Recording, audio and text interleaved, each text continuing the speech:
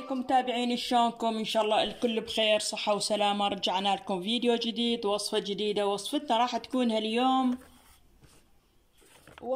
تكون هاليوم طريقة الطبخ او تسوية الباقلة او الباقلة اليابسة. شوفوا هالشكل، اني منقعة الباقلة على طريقة الشعبية. راح احكي من الليل تقريبا 12-13 ساعة صار اني منقعتها، واسويها طريقة محافظة سليمانية.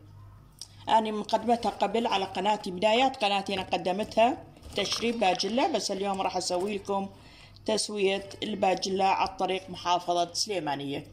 هسه هاي راح نخليها على النار، بلا ما نخلي بها الملح ولا التوابل إلا تصير عند نص استاو. هي هاي طبيعتي. اكو بعض الأخوات القنوات يخلون الملح وياه والتوابل، أنا لا، تصير عندنا نص استاو نخلي الملح والتوابل. هسه راح نخليها على ماي الحار وعلى الطباخ، ونرجع لكم بعد ما تصير عندنا نص استاو. رجعنا لكم بعد ما استوى عندنا الباجلة، صارت نص استاو. شوفوا نص استاو صارت. هسه راح نخلي بيها ملح ونخلي بيه بهارات، هم نخليها فرد 10 دقائق على النار، بعدين ننزلها. وهسه خلي ملعقة اكل من ملح. عندي كيلو باجلة، تراد لها ملعقة اكل من ملح، او حسب رغبتكم انتم، تريدون تقللون تريدون تكثرون. عندي ملعقة صغيرة من الفلفل الاسود، وعندنا ملعقة صغيرة من الكاري.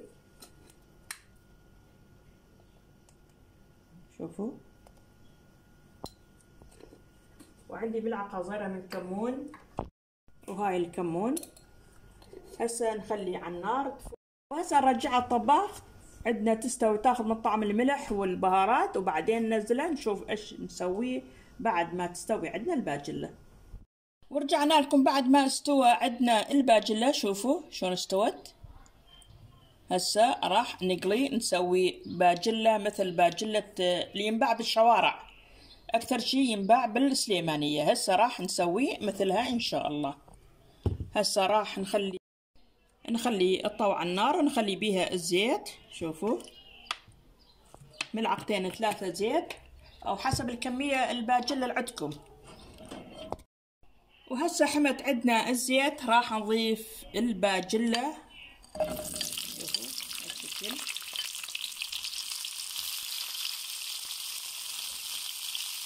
نضيف له قليل من الملح،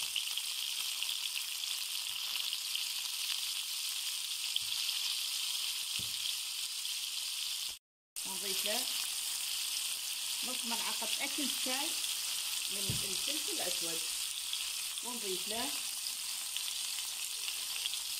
الكاري نص ملعقة شاي. شوفوا. وهسه نقلبها بالطاوة حتى تتحمس عندنا الباجلة.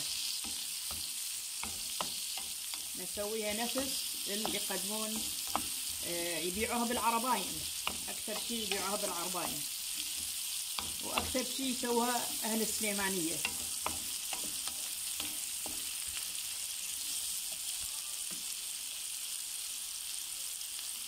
هسه تحمس عندنا الباجلة. شوفوا شلون صارت. هسه راح نضيف له عندنا، هسه نضيف له الكاتشب. شوفوا هالشكل. يصير البهارات. وهسه نضيف له الدبس الرمان، ونضيف له عصير الليمون. وهسه نضيف له نص ملعقة. بعد ما ضفت له نص ملعقة من اكل عندي صماج. هسه راح نخلطها كلها سوا هالشكل. نخلطها مع التوابل والكاتشب والصماج حتى تنشف عندنا. شوفوا تنشف عندنا الطاوة. شوفوا هالشكل. هسه البقية حتى شوية تتحمص ويا التوابل، ونقدمها لكم ان شاء الله. وهسه راح ننزله ونقدمه بصحن التقديم. هالشكل نقدمه بصحن التقديم. هسه فرغناه بصحن التقديم، بس لازم نكسر لونه. راح نجيب ريحان او نعناع من الحديقة. وهسه جينا على الحديقة حتى ناخذ لنا شوية من نعناع. شوفوا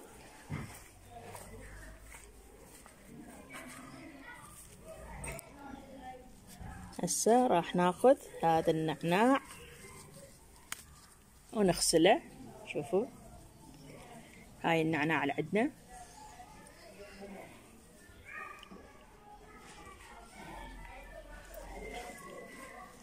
وهاي الأشجار.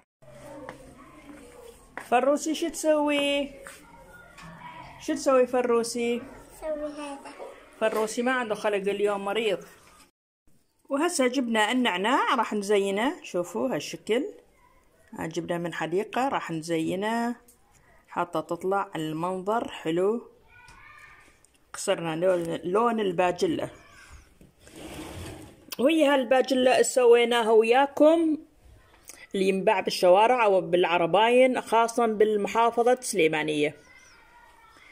ان شاء الله الوصفة السريعة عجبتكم، وان شاء الله تجربوها وتعجبكم.